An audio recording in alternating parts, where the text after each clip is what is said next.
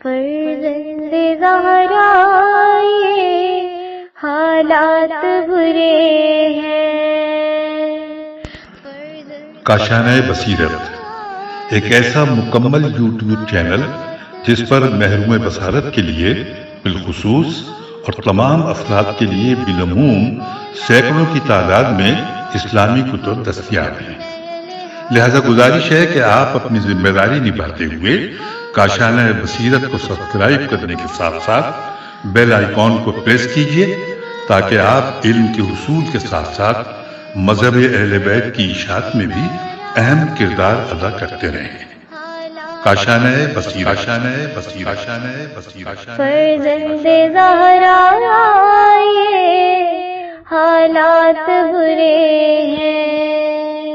بسم اللہ الرحمن الرحیم۔ السلام علیکم۔ یہ کتاب آپ کے لیے کاشانہ بصیرت کے یوٹیوب چینل کی جانب سے ریکارڈ کی جا رہی ہے۔ نام کتاب خطیب ترجمان اسلام، ناشر جامع تعلیمات اسلامی پاکستان۔ اب ہم کتاب کا پارٹ نمبر 15 پڑھیں گے، صفحہ نمبر 270۔ بسم اللہ الرحمن الرحیم۔ زبان و فکر کی ذمہ داری۔ زبان فکر کا آئینہ۔ اسلامی تربیتی اصولوں کے مطابق خداوند عالم اپنے رسول کے توسط سے پوری انسانیت کو زبان کی اہمیت سے آگاہ فرماتا ہے، کیونکہ یہ انسان کی زبان ہی ہے جس کے ذریعے ہی وہ اپنے افکار اور دل کی آواز لوگوں تک پہنچاتا ہے، بھلائی اور برائی کا اظہار کرتا ہے۔ چنانچہ خداوند عالم چاہتا ہے کہ مسلمان اپنی زبان کے تربیتی پہلو کا خاص خیال رکھیں اور اچھائی کے علاوہ کوئی بات منہ سے نہ نکالیں اور لوگوں کے لیے مفید باتوں کے علاوہ کچھ نہ کہیں، اور اس کے ذریعے صحیح فکر کو دوسروں تک منتقل کریں تاکہ لوگ علمی اور معنوی اعتبار سے اعلیٰ مراتب کو پا سکیں۔ اس کے علاوہ اللہ چاہتا ہے کہ انسان اپنی زبان کے ذریعے اللہ سے دعائیں مانگے اور اپنی حاجتوں اور پریشانیوں کو اس کے حضور پیش کریں اور اس کے سامنے گڑ گڑائے۔ زبان کی حفاظت ایمان کی بنیاد۔ زبان کی حفاظت اور انسانی زندگی میں زبان کی کردار کے بارے میں نبی کریم صلی اللہ علیہ وسلم اور ائمہ طاہرین سے متعدد روایات نقل ہوئی ہیں۔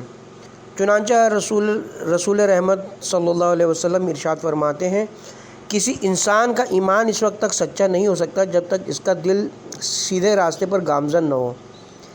قرآن و احادیث میں قلب سے مراد فکر ہے، پس لازم ہے کہ انسان کی فکر سیدھی ہو تاکہ حق پر غور و فکر کر سکے۔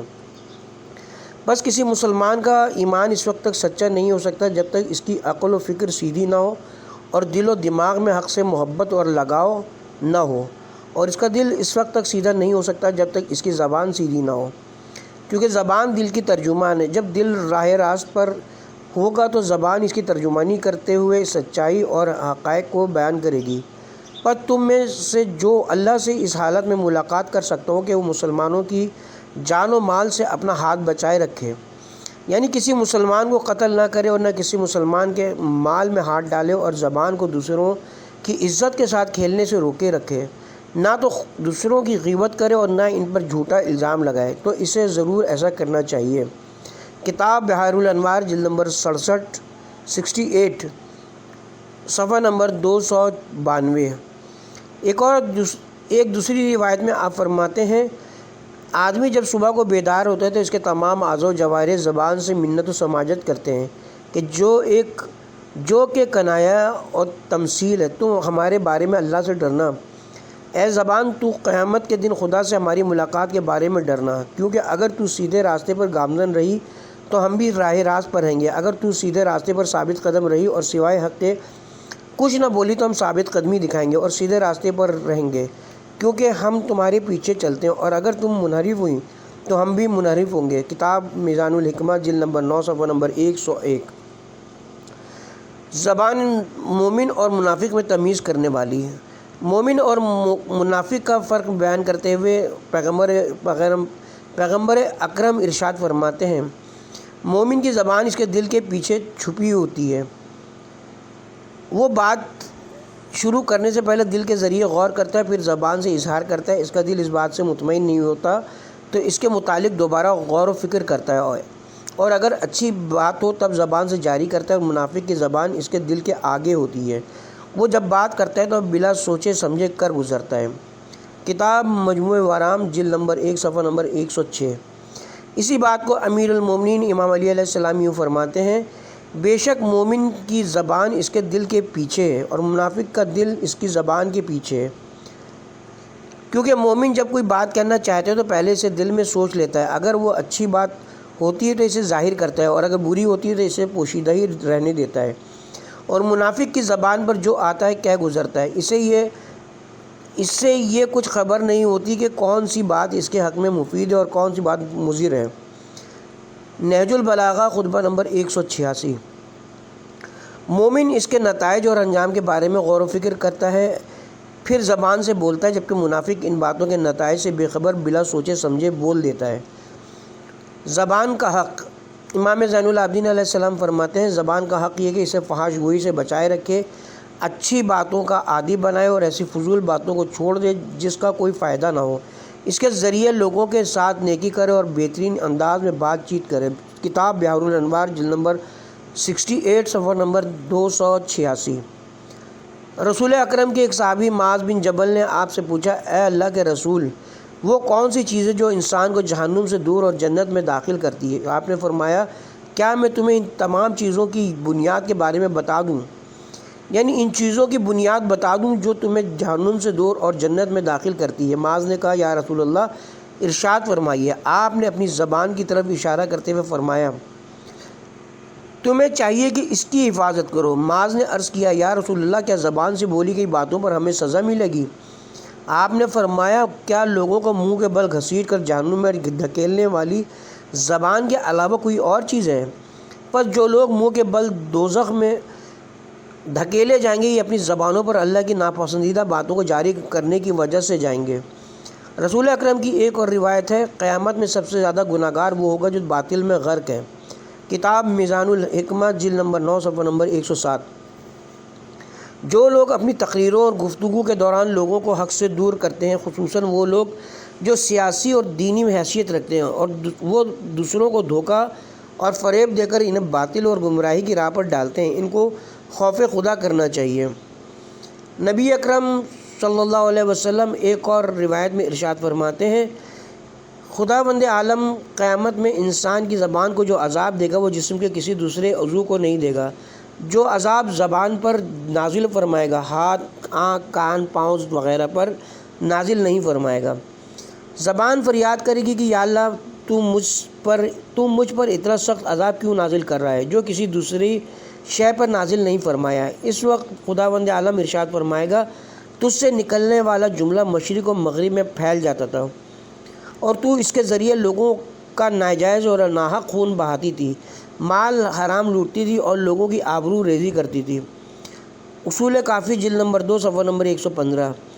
یہی کام آج امریکہ اور یورپ کے حکمران دھڑلے سے کر رہے ہیں، بے گناہوں کو خون بہاتے، دوسرے ملکوں خصوصاً اسلامی ممالک کے قدرتی وسائل کو لوٹتے اور فحاشی اور بدکاری کو پروان چڑھاتے ہیں۔ زبان کی حفاظت۔ امیر المومنین امام علی علیہ السلام فرماتے ہیں، انسان کو چاہیے کہ وہ اپنی زبان کو قابو میں رکھے، اس لیے کہ یہ ایک غیر تربیت یافتہ گھوڑے کی طرح اپنے مالک سے منہ زوری کرنے والی ہے۔ خدا کی قسم، میں نے کسی پرہیزگار کو نہیں دیکھا کہ تقویٰ اس کے لیے مفید ثابت ہوا ہو جب تک کہ اس نے اپنی زبان کی حفاظت نہ کی ہو۔ نہج البلاغہ خطبہ نمبر 176۔ اپنی زبان کو قابو میں رکھنا تقوی کا آخری درجہ ہے۔ جو اپنی زبان کو لگام نہیں دیتا وہ متقی نہیں کہلا سکتا۔ پیغمبر اکرم کا ارشاد ہے، جب تک اپنی زبان کو لگام نہ دو گے تم سے کوئی بھی حقیقت ایمان درک نہیں کر سکتا۔ کافی جلد نمبر 2 صفحہ نمبر 114۔ کیونکہ ایمان حقیقت میں سیدھا راستہ ہے جس پر چلنے والے خدا کی محبت اور خوشنودی حاصل کرتے ہیں۔ ہمیں اپنی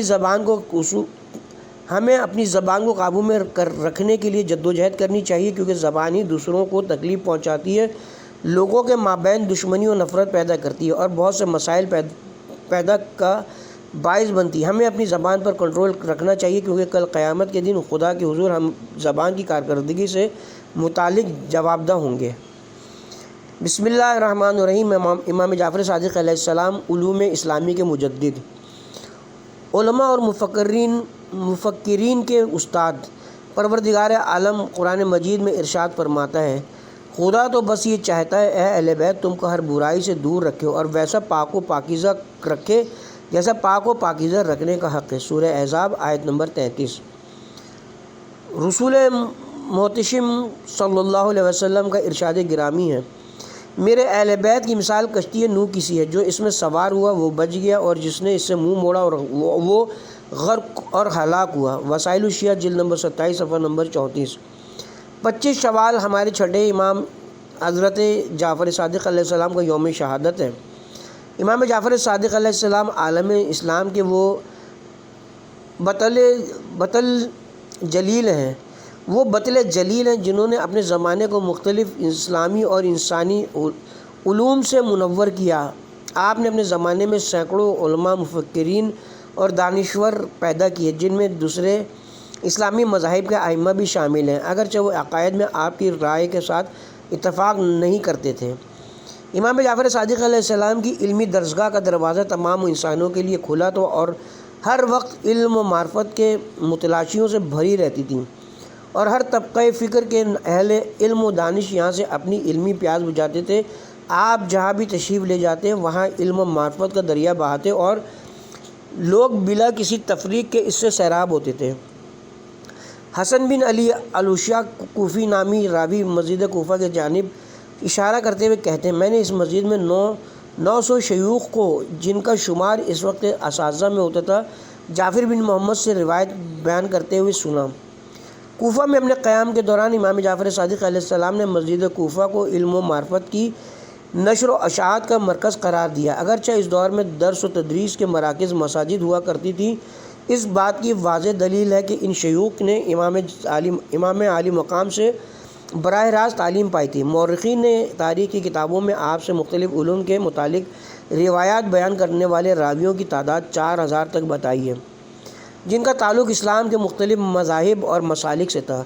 تاریخ شاہد ہے کہ علم کیمیا کے موجد جابر بن حیان امام جعفر صادق علیہ السلام کے شاگرد تھے۔ انہوں نے آپ ہی سے کیمسٹری کی تعلیم حاصل کی تھی۔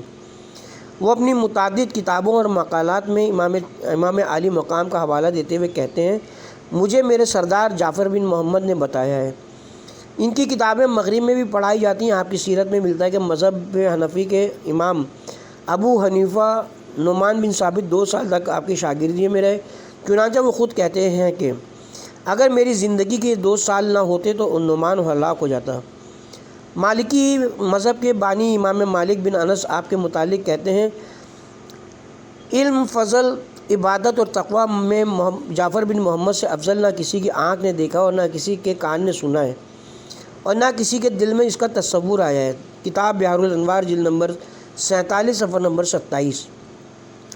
امام زین العابدین علیہ السلام کے فرزند جناب زید، جن سے زیدی فرقہ منسوب کیا جاتا ہے، امام جعفر صادق علیہ السلام کے بارے میں کہتے ہیں، ہر زمانے میں ہمارے اہل بیت میں سے ایک شخص اللہ کی طرف سے اس کے بندوں پر حجت بن کر آیا ہے۔ ہمارے زمانے میں میرا بھتیجا جعفر بن محمد حجت خدا ہے، تو جو بھی ان کی اتباع کرے گا وہ ہرگز گمراہ نہیں ہوگا، اور جو ان کی مخالفت کرے گا وہ کبھی ہدایت نہ پائے گا۔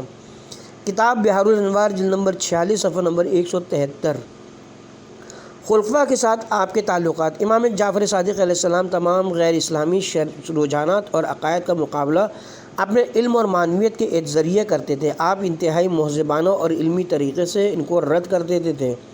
خلیفہ عباسی منصور نے آپ کے نام میں خط بھیجا جس میں اس نے تحریر کیا، آپ اس طرح پاس کیوں تشریف نہیں لاتے جس طرح دوسرے لوگ آتے ہیں؟ آپ نے اسے جواب میں لکھا، نہ ہمارے پاس دنیا کی کوئی ایسی چیز ہے کہ جس کی خاطر ہم تجھ سے ڈر کر تیرے پاس چلے آئیں، نہ تمہارے پاس آخرت کی کوئی چیز ہے جس کی تمنا میں تم تیرے پاس آئیں۔ تمہارا تعلق ان لوگوں میں سے نہیں جن کی رہنمائی میں ہم ثواب اور قرب الہی حاصل کر سکیں، نہ تمہارے پاس کوئی ایسی نعمت ہے کہ جس پر ہم تجھے مبارک دینے آئیں۔ اس خلافت اور اقتدار کو نعمت نہیں سمجھتے کہ تمہیں اس کی مبارکباد دیں، اور نہ تم کسی ایسی مصیبت میں ہو کہ تجھے تسلی دینے آئیں۔ منصور نے آپ کو دوبارہ لکھا کہ آپ ہماری نصیحت کے لیے ہمارے ساتھ رہا کیجیے، آپ ہمیں خلافت سے متعلق ہماری ذمہ داریوں سے مطلع فرماتے رہیں، اور اس عظیم ذمہ داری کو نبھانے میں ہماری مدد کریں۔ امام عالی مقام نے جواب میں تحریر فرمایا، جو دنیا کو چاہتا ہے وہ تجھے نصیحت نہیں کرے گا، اور جو آخرت کا خواہاں ہے وہ تمہارے ساتھ نہیں رہے گا۔ یہ سن کر منصور کہنے لگا، امام جعفر صادق نے اس طرح مجھے دنیا کے طلبگار اور آخرت کے شہداء کی تمیز بتائی ہے، اور یقیناً آپ کا تعلق آخرت کے شہدائیوں میں سے ہے۔ امام جعفر صادق علیہ السلام فرماتے ہیں کہ جب میرے والد گرامی امام محمد باقر علیہ السلام کی شہادت کا وقت قریب آیا تو آپ نے مجھ سے فرمایا، اے جعفر، میں تمہیں میرے شیعوں کے ساتھ بھلائی کی وصیت کرتا ہوں۔ چنانچہ امام جعفر صادق علیہ السلام نے عہد کر لیا کہ آپ اپنے والد کے شیعوں کی علمی اور معنوی تربیت کرتے رہیں گے اور ان کے تمام علمی مسائل حل کرتے رہیں گے، تاکہ وہ علمی حوالے سے کسی کے محتاج نہ رہیں، بلکہ آپ کے تعلیم کردہ علوم ان کے لیے کافی ہوں۔ کافی جلد نمبر 1 صفحہ نمبر 306۔ آپ کی نظر میں آزادی کا تصور۔ اسلام اور انسان کے انفرادی اور اجتماعی معاملات کے متعلق امام جعفر صادق علیہ السلام کی تعلیمات اور فرمودات کو اگر جمع کیا جائے تو دسیوں کتابیں بن سکتی ہیں، مگر سر دست تصور آزادی کے متعلق آپ کی تعلیمات سے ایک اقتباس پیش کرنے کی سعادت حاصل کرتے ہیں۔ آپ کی تعلیمات کی روشنی میں آزادی کسی خلیفہ، بادشاہ یا حکمران کی جانب سے کسی کو نہیں ملتی، بلکہ یہ انسان کے اپنے اندر سے اس کے عزم و ارادے سے پھوٹتی ہے۔ بعض اوقات بظاہر غلام شخص اپنے عزم و ارادے کی بنیاد پر آزاد لوگوں سے زیادہ آزاد ہوتا ہے، اور کبھی کھلی فضاؤں اور اونچے محلات میں رہنے کے باوجود انسان آزاد نہیں ہوتا، بلکہ اندر سے وہ غلام ہوتا ہے۔ بس آزادی سے مراد مومنٹ یعنی حرکت اور چلنے پھرنے کی آزادی مراد نہیں، بلکہ عزم و ارادے کی آزادی مراد ہے۔ اس سلسلے میں امام جعفر صادق علیہ السلام فرماتے ہیں، آزاد منش انسان ہر حال میں آزاد ہوتا ہے، اگرچہ وہ زندان میں قید ہو، کیونکہ قید و بند کی صعوبتیں اسے غلام نہیں بنا سکتی۔ اس پر اگر کوئی مصیبت آتی ہے تو وہ صبر کر لیتا ہے، اگر مصائب کے پہاڑ بھی اس پر ٹوٹ پڑے تو ان مصائب و مشکلات کے سامنے ہتھیار نہیں ڈالتا، اگرچہ اسے قید ہونا پڑے، مجبور کیا جائے، وہ مشکل صورتحال سے نکلنے کی ہر ممکن کوشش کرتا رہتا ہے۔ اس کے بعد اللہ کے نبی حضرت یوسف کی مثال دیتے ہوئے فرماتے ہیں، قید اور غلامی خدا کے نبی حضرت یوسف کو جنہیں غلام بنا کر فروخت کر دیا گیا تھا، خوفزدہ نہیں کر سکی۔ اسی طرح سے کنویں کی تاریکی اور گہرائی آپ کو دہشت زدہ نہیں کر سکی۔ خدا نے آپ پر احسان کرتے ہوئے ظالموں مصر کے حکمران کو، جنہوں نے حضرت یوسف کو غلام بنایا تھا، آپ کو غلام بنایا، پھر اللہ نے آپ کو نبوت عطا کی اور آپ کی طفیل آپ کی قوم پر رحم فرمایا۔ چنانچہ صبر کا پھل ہمیشہ میٹھا ہوتا ہے۔ بس ایک آزاد انسان کو ظالموں کے ظلم و ستم اور دوسروں کو غلام بنانے کے ان کوششوں اور انہیں اپنے سیاسی اور معاشی مسائل کے متعلق فیصلہ کرنے کے حق سے محروم کر دینے کی سازشوں کا ڈٹ کر مقابلہ کرنا چاہیے۔ لہٰذا لوگوں پر لازم ہے کہ وہ صبر اور برداشت سے کام لیں تاکہ اس کا اجر پا سکیں۔ اصول کافی جلد نمبر 2 صفحہ نمبر 89۔ ایک اور حدیث میں امام جعفر صادق علیہ السلام فرماتے ہیں، 5 خصوصیات ایسی ہیں جن میں سے اگر آدمی کے اندر ایک بھی نہ ہو تو اس کی کوئی قدردانی نہیں ہوگی، یعنی لوگوں میں اس کی کوئی قدر نہ ہوگی۔ نمبر 1 وفا، نمبر 2 تدبیر، یعنی اپنی زندگی کے معاملات کو وہ حسن تدبیر سے چلائے۔ نمبر 3 حیا، یعنی لوگوں کے ساتھ تعلقات اور لین دین میں پاک باز اور حیادار ہو۔ نمبر 4 حسن اخلاق، اور نمبر 5 آزادی، جو ان سب کا نچوڑ ہے۔ جس میں یہ 5 خصلتیں موجود ہوں وہی آدمی آزاد منش ہوتا ہے، اور آزاد آدمی مشکلات و خطرات کی پرواہ کیے بغیر آگے بڑھتے ہیں، اور تمام مصائب و آلام اور مشکلات کے باوجود وہ آزادی رہتا ہے۔ کتاب بحار الانوار جلد نمبر 66 صفحہ نمبر 387۔ امام جعفر صادق علیہ السلام نے آزادی کا تصور امام علی علیہ السلام کے فرمان سے لیا، جس میں آپ فرماتے ہیں، لوگوں تمہارے باپ آدم نے نہ تو کسی کو غلام پیدا کیا اور نہ کسی کنیز کو، تمام انسان آزاد ہیں۔ اصول کافی جلد نمبر 8 صفحہ نمبر 69۔ بس آدم کی تمام اولاد آزاد ہے اور کوئی انہیں غلام نہیں بنا سکتا۔ ایک روایت میں آپ فرماتے ہیں، خبردار کسی غیر کا بندہ نہ ہونا، نہ تو کسی بادشاہ کی غلامی اختیار کرنا اور نہ کسی شہزادے، صدر، سیاسی لیڈر، مالدار کا غلام بن، کیونکہ خدا نے تمہیں آزاد پیدا کیا ہے۔ کتاب غرول الحکم حدیث رقم 7716 خدا نے تمہیں آزادی عطا کی ہے، لہٰذا تمہیں چاہیے کہ اپنے آپ کو کسی کی غلامی میں ہرگز مت دینا، نہ کسی کی دولت سے مروب ہونا، نہ کسی کے روب و دبدبے سے۔ ایک روایت میں آپ فرماتے ہیں تمہیں لالچ کی غلامی نہیں جانا چاہیے، تمہیں لالچ کی غلامی میں نہیں جانا چاہیے، خدا نے تمہیں آزاد پیدا کیا ہے۔ کتاب غرور الحکم حدیث رقم 6743۔ آزاد انسان مشکلات اور مصائب میں بھی آزادی رہتا ہے، اور غلام طاقت و قدرت کے رکھنے کے باوجود غلامی رہتا ہے۔ امام جعفر صادق علیہ السلام کی ایک اور حدیث ہے، دیندار شخص خواہشات کو چھوڑ دیتا ہے اور آزاد منش ہو جاتا ہے۔ مستدرک الوسائل جلد نمبر 11 صفحہ نمبر 175۔ ملحدوں کے ساتھ بھی بات چیت۔ امام جعفر صادق علیہ السلام جب حج کے لیے مکہ تشریف لے جاتے تو فرقہ زنادقہ اور ملاحدہ کے افراد سے بھی ملتے۔ یہ لوگ خدا پر ایمان نہیں رکھتے تھے اور مسلمانوں کو خانہ کعبہ کا طواف کرتے اور نماز پڑھتے دیکھ کر ان کا مذاق اڑاتے تھے۔ امام ان سے لڑنے کی بجائے انتہائی خندہ پیشانی سے ان کے ساتھ مباحثہ اور مناظرہ کرتے اور ان کی غلط فہمیوں کو دور فرماتے تھے۔ آپ نے دنیا کو اپنے علم و عمل، تقوی اور ایسی روحانیت سے جو انسانی زندگی کے تمام معاملات پر محیط تھی کو منور کیا۔ لہٰذا ہم تمام مفکرین، علماء اور پڑھے لکھے لوگوں سے درخواست کرتے ہیں کہ وہ امام عالی مقام کے اس علمی ورثے کو عام لوگوں تک پہنچائیں اور دنیا کو اہل بیت اطہار کی تعلیمات سے روشناس کرائیں، کیونکہ یہی وہ مذہب ورثہ ہے جس کے آئینے میں اہل بیت اطہار کے روشن چہرے نمایاں نظر آتے ہیں، جو انسانی زندگی کو سنوارنے اور خدا کی نظر میں انسانوں کی قدر و منزلت بڑھانے کا سب سے بڑا ذریعہ ہیں۔ ہمارا سلام ہو امام جعفر صادق علیہ السلام پر، جس دن آپ پیدا ہوئے اور جس دن آپ اس دنیا سے رخصت ہوئے اور جس دن پھر سے زندہ کیے جائیں گے۔ بسم اللہ الرحمن الرحیم۔ امام علی رضا علیہ السلام مشعل خدا بندی، ولی عہدی۔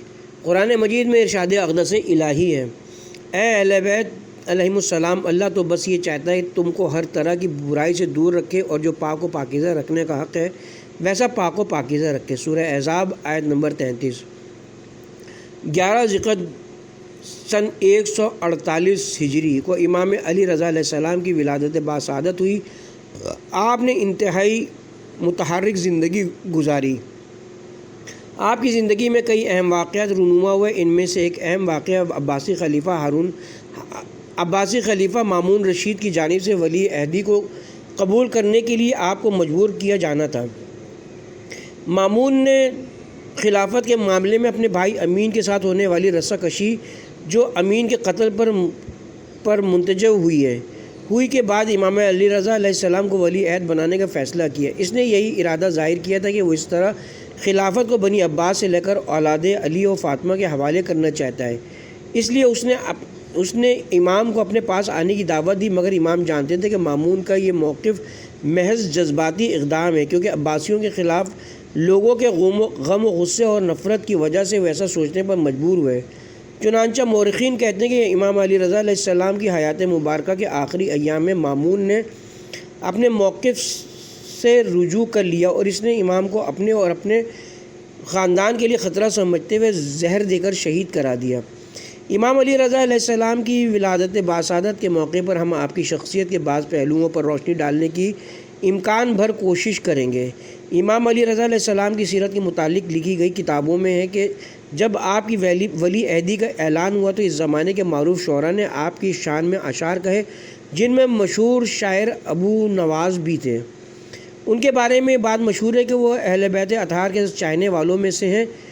انہوں نے آپ کی خدمت میں اشعار کہے، لوگو تم مجھے بہترین شاعر قرار دیتے ہو تو میں کیوں نہ ابن موسیٰ علی بن موسیٰ رضا کی مدح سرائی کروں، جبریل امین جن کے والد کے نوکر ہوں، میں ایسے امام کی کیا مدح لکھوں۔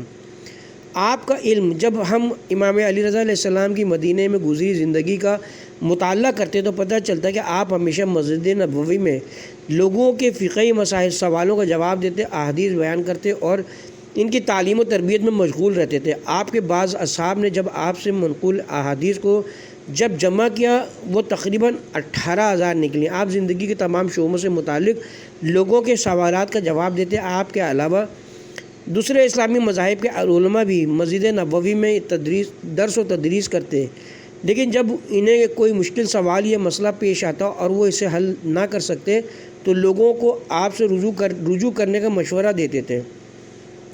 امام کے ساتھ لوگوں کی عقیدت۔ امام علی رضا علیہ السلام کا اعلیٰ ترین علمی، دینی، روحانی، معنوی مقام اسلامی تاریخ کا روشن باب ہے۔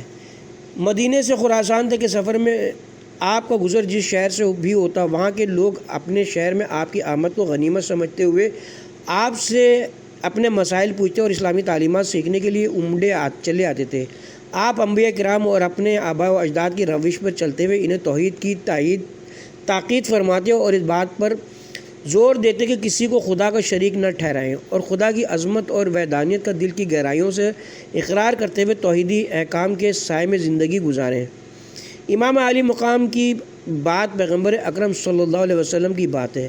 روایت کے مطابق جب امام علی رضا علیہ السلام مرو نامی شہر پہنچے تو عوام اور علماء کی ایک بہت بڑی تعداد نے آپ کا والہانہ استقبال کیا اور آپ سے درخواست کی کہ فرزند رسول ہمارے لیے کوئی حدیث بیان فرمائیں۔ آپ نے وہاں موجود لوگوں کو خدا کی وحدانیت پر قائم رہنے کی تاکید فرمائی، کیونکہ توحید اسلام کی بنیاد ہے اور توحید کے ذریعے ہی بندے کو قرب الہی نصیب ہوتا ہے۔ چنانچہ آپ نے فرمایا، مجھ سے میرے والد امام موسی کاظم علیہ السلام نے، انہیں ان کے والد امام جعفر صادق علیہ السلام نے، انہیں ان کے والد امام محمد باقر علیہ السلام نے، انہیں ان کے والد امام زین العابدین علیہ السلام نے، انہیں ان کے والد امام حسین علیہ السلام نے، انہیں ان کے والد امام علی علیہ السلام نے بیان کیا کہ انہوں نے رسول اللہ صلی اللہ علیہ وآلہ وسلم سے سنا کہ اللہ تعالیٰ نے آپ پر یہ وحی بھیجی ہے کہ لا الہ الا اللہ کا کلمہ میرا قلعہ ہے، بس جو شخص میرے قلعے میں داخل ہو گیا وہ میرے عذاب سے بچ گیا۔ کتاب بہار الانوار جلد نمبر 3 صفحہ نمبر 5۔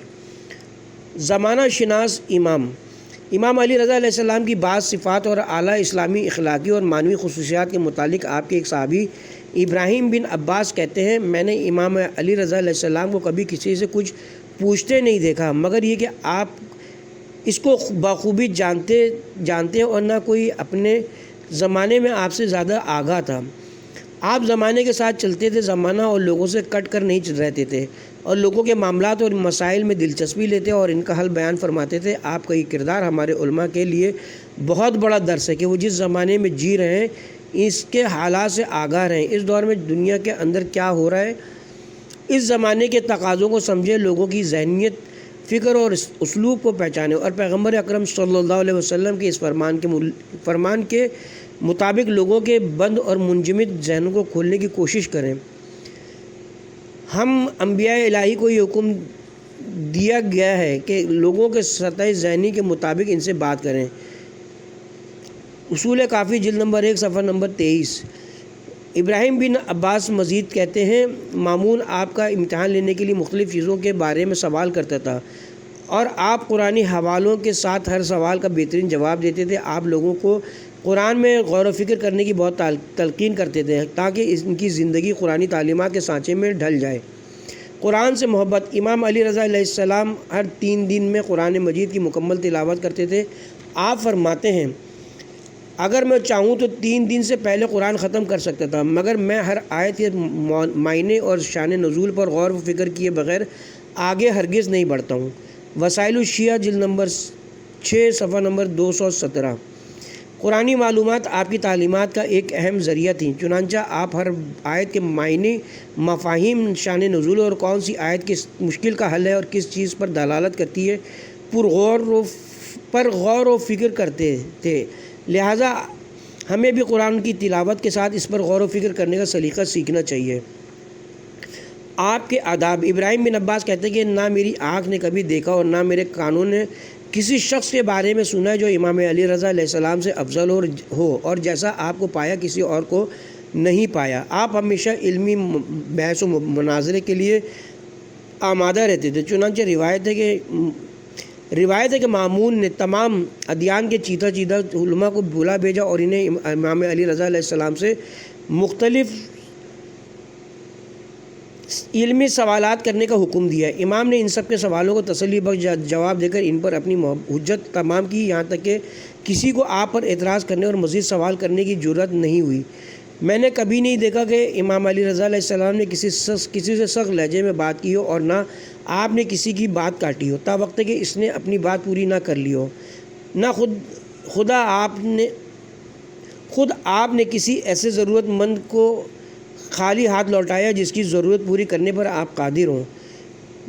نہ کبھی آپ نے بیٹھے ہوئے شخص کے سامنے اپنے پیر پھیلائے اور نہ کسی کے سامنے ٹیک لا کر بیٹھے، اور نہ آپ نے کبھی ایسے غلاموں اور کنیزوں کو زبان سے برا بھلا کہا۔ آپ کے کئی غلام اور کنیزیں تھیں جن میں کے ساتھ آپ دوستوں کی طرح برتاؤ کرتے تھے۔ آپ کو کبھی ان پر غصہ کرتے اور انہیں ڈانٹتے نہیں دیکھا، نہ کبھی میں نے آپ کو سر عام تھوکتے اور کہکا لگا کر ہنستے دیکھا، بلکہ آپ کی ہنسی صرف مسکراہٹ تک ہی ہوتی تھی۔ جب آپ فارغ ہوتے اور دسترخوان بچھایا جاتے تو اپنے غلاموں اور یہاں تک کہ صفائی کا کام کرنے والوں کو بھی اپنے ساتھ بیٹھاتے تھے۔ آپ راتوں کو عبادت میں گزارتے اور دنوں کو روزے سے ہوتے تھے، اور ہر مہینے میں 3 دن روزہ ضرور رکھتے اور فرماتے تھے 3 روزے پورے سال کے روزوں کے برابر ہیں۔ آپ بہت زیادہ بھلائی کا کام کرتے اور رات کی تاریکی میں صدقہ خیرات دیتے تھے۔ بس اگر کوئی شخص یہ کہے کہ اس نے امام علی رضا علیہ السلام سا کوئی اور شخص کو دیکھا ہے تو اس کی بات کو تسلیم مت کرنا۔ کتاب علام الورا صفحہ نمبر 327۔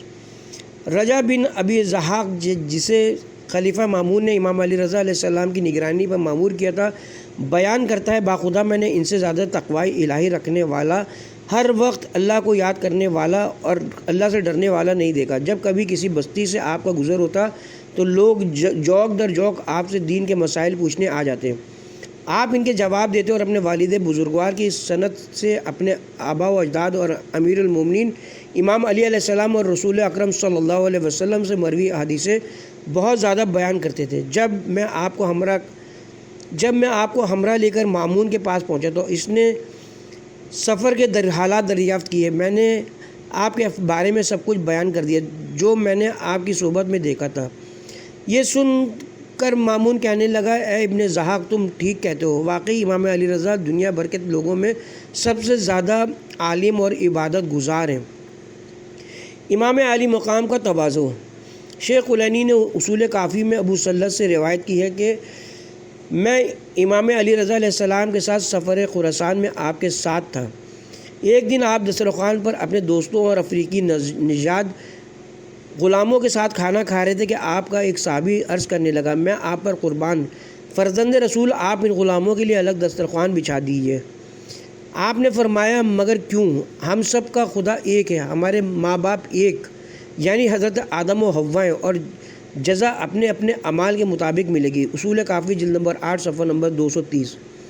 علی بن شعیب کا بیان ہے کہ میں ایک مرتبہ امام علی رضا علیہ السلام کی خدمت میں حاضر ہوا تو آپ نے مجھ سے فرمایا، اے علی، کسی شخص کی زندگی بہترین کیسے گزرتی ہے؟ اکثر لوگوں کا خیال ہے کہ بڑے بڑے محلات میں رہنے والوں اور بڑی بڑی گاڑیوں میں گھومنے والوں اور ڈھیروں مال و دولت رکھنے والوں کی زندگی بہت بہترین گزرتی ہے۔ میں نے عرض کیا، فرزند رسول، آپ مجھ سے بہتر جانتے ہیں۔ امام نے فرمایا، بہترین زندگی اس شخص کی ہے جس کے ذریعے دوسرے بھی اچھی زندگی گزاریں۔ اے علی، بدترین زندگی اس آدمی کی ہے جس کی وجہ سے دوسرے لوگ اچھی زندگی نہ گزار سکیں۔ کتاب بحار الانوار جلد نمبر 75 صفحہ نمبر 341۔ امام کے ارشادات سے کچھ اقتباس۔ امام علی رضا علیہ السلام فرماتے ہیں، ہر شخص کا دوست اس کی عقل ہے اور دشمن اس کی جہالت ہے۔ کتاب اصول کافی جلد نمبر 1 صفحہ نمبر 119۔ کیونکہ عقل ہی کے ذریعے سے انسان اچھے برے میں تمیز کر سکتا ہے، جبکہ جہالت دوسروں سے پہلے جاہل شخص کو نقصان پہنچاتی ہے۔ ایک اور مقام پر آپ فرماتے ہیں، لوگوں کے ساتھ نرمی کرنا نصف عقل ہے۔ اصول کافی جلد نمبر 2 صفحہ نمبر 663۔ ایک اور حدیث میں آپ ارشاد فرماتے ہیں، عبادت صرف نماز و روزے کی کثرت کا نام نہیں، بلکہ عبادت یہ ہے خدا کے امور میں غور و فکر کی جائے۔ کتاب بحار الانوار جلد نمبر 75 صفحہ نمبر 335۔ آپ مزید فرماتے ہیں، بحار الانوار جلد نمبر 75 صفحہ نمبر 326 میں، کمزوروں کی مدد کرنا افضل ترین عبادت ہے۔ امام علی رضا علیہ السلام نے دنیا کو اپنے علم و عمل سے منور کیا اور لوگوں کی علمی و معنوی تربیت فرمائی تاکہ وہ خدا کی معرفت حاصل کرتے ہوئے قرب الہی کے منازل پر فائز ہو سکیں۔ یہ ہے اہل بیت کی سیرت جن کے مقام کو مرتبے کو لوگوں میں خدا نے بڑھا دیا۔